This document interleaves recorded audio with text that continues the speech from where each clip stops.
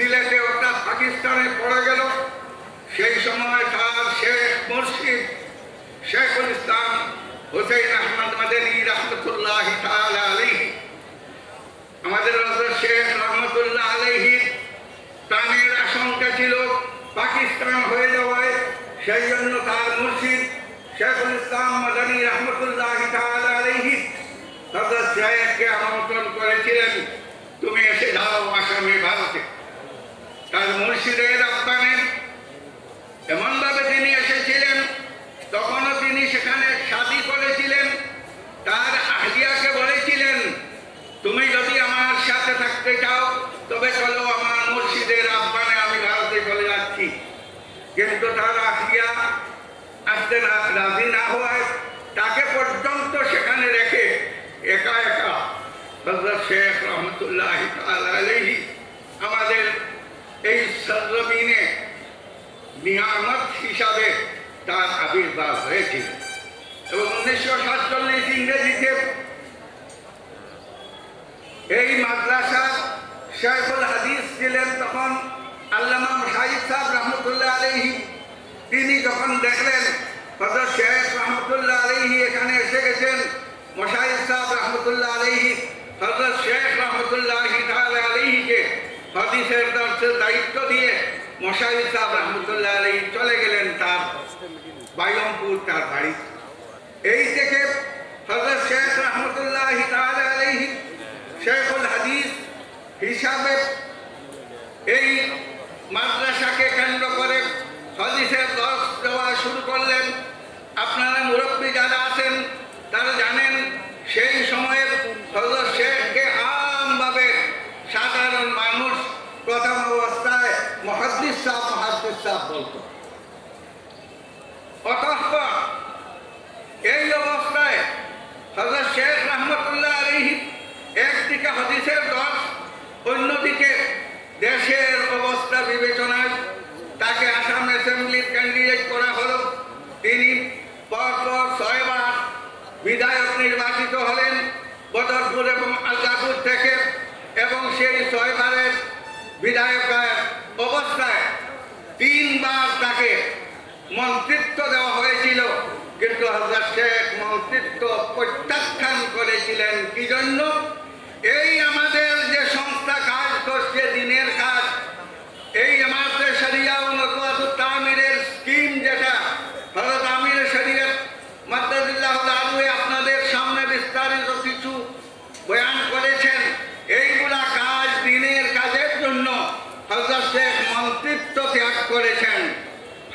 বুখারী শরীফ পড়ানোর জন্য মন্ত্রিত্ব ত্যাগ করেছেন, কিন্তু দিনের এই মেহনত করে আমাদের কাছে আমানত দিয়ে গেছেন।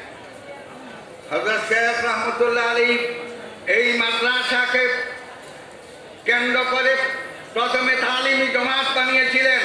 ছাত্রদেরকে প্রতি বৃহস্পতিবারে জায়গায় জায়গায় মসজিদে মসজিদে তরতিব দিয়ে দ্বীনি তালিমের জন্য প্রেরণ করতেন, এবং শনিবারে ছাত্ররা এসে হাদিসের দর্শ নিত। এইভাবে তালিমি জমাত বানিয়ে কাজ শুরু হয়। কাজ মানুষের আকর্ষিত হন লোকজন, তাই কাজ ধীরে ধীরে বর্ধিত হতে থাকে। সেই জন্য নদওয়াতুত তামির নাম দিয়ে বৃহৎভাবে কাজ হতে হতে আজ আমাদের সম্মুখে এই কাজ চলছে। কিন্তু বন্ধুগণ, হযরত শেখ রহমতুল্লাহ আলাইহির যে স্বপ্ন ছিল, সেই স্বপ্ন আজও বাস্তবায়িত হয়নি। হযরত শেখ বলতেন যে কোনো গ্রামের কোনো মসজিদ নেশাবের মাধ্যমে ছাত্রদের শিক্ষা হচ্ছে না এমন যাতে থাকে না, প্রতিটা মসজিদে নেশাবের সাথে সবাই মক্তবের তালিম হতে হবে। কিন্তু সেই লক্ষ্যে আজও আমরা পৌঁছতে পারিনি। আমি দীর্ঘ করব না।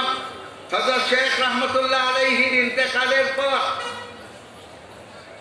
1989 ইংরেজির 19শে ডিসেম্বর হযরত আমির শরীয়ত সানি আল্লামা তৈয়বুর রহমান বড়ভূঁইয়া রহমতুল্লাহ আলাইহি যেমন গুরু তেমন শিষ্য হিসাবে দায়িত্ব নিয়ে বিগত 27টি বছর হযরত আমির শরীয়ত সানি আল্লামা তৈয়বুর রহমান বড়ভূঁইয়া রহমতুল্লাহ আলাইহি এই সংগঠনের কাজের জন্য আপনারা দেখেছেন উত্তর পূর্ব ভারতের এক প্রান্ত থেকে প্রান্ত, এমনকি যখন তিনি অসুস্থ হুইল চেয়ারে বসেও তিনি এই কাজকে সম্পাদিত করার জন্য গ্রাম থেকে গ্রাম পর্যন্ত তিনি বিচরণ করেছেন এবং আমাদেরকে উদ্বুদ্ধ করে গেছেন যে দিনের জন্য আমরা যাতে সেইভাবে তাদের অনুসরণ করে এই সংগঠনকে এগিয়ে নিই। আজকে যে আমরা খতম বুখারীর অনুষ্ঠানে এখানে বসেছি, এই অনুষ্ঠানও আমি আগে আয়াত করেছি, উদউ ইলা সাবিলি রাব্বিকা বিল হিকমাতি ওয়াল মাউইযাতিল হাসানা। আল্লাহর রাস্তার দাওয়াত হিকমতের মাধ্যমে দেওয়া। এই হিকমত হযরত শেখ রহমাতুল্লাহ আলাইহি যে হিকমত করেছিলেন, এই হিকমতের একটা অংশ হলো আজকের এই অনুষ্ঠান, যে উত্তর পূর্ব ভারতের মুমিনগণকে ডেকে বৎসরে একবার এখানে এনে দিনের দাওয়াত, দিনের কার্য কিভাবে পরিচালনা করা যায় সেই তালিম, সেই দাওয়াত, সেই অনুপ্রেরণা দেওয়ার জন্য এই খতম বুখারীর অনুষ্ঠান সৃষ্টি করেছিলেন হযরত শেখ রহমাতুল্লাহ আলাইহি। বিরাদরান ইসলাম, আপনারা বিভিন্ন স্থান থেকে এই করোনা মহামারীর সময়ে আপনাদের অন্তর মানছে না, তাই সব দিক থেকে আওয়াজ উঠেছিল এবার খতম বুখারী কি বন্ধ হয়ে যাবে। আলহামদুলিল্লাহ আমরা চেষ্টা করেছি আপনাদের চাহিদা পূর্ণ করার জন্য এবং প্রশাসন থেকে পারমিশন নিয়েছি। আমাদেরকে এবার সীমাবদ্ধ পারমিশন দেওয়া হয়েছে, যেহেতু ইলেকশন নির্বাচন ঘোষিত হয়ে গেছে, সেই জন্য 10টা অবধি ইনশাআল্লাহ আমাদের সকল কাজ সম্পূর্ণ করার আশা করি। আমরা সেইভাবে আমাদের প্রোগ্রাম বানিয়েছি, শেষ হবে। আপনারা সবার সহযোগিতা কামনা করছি।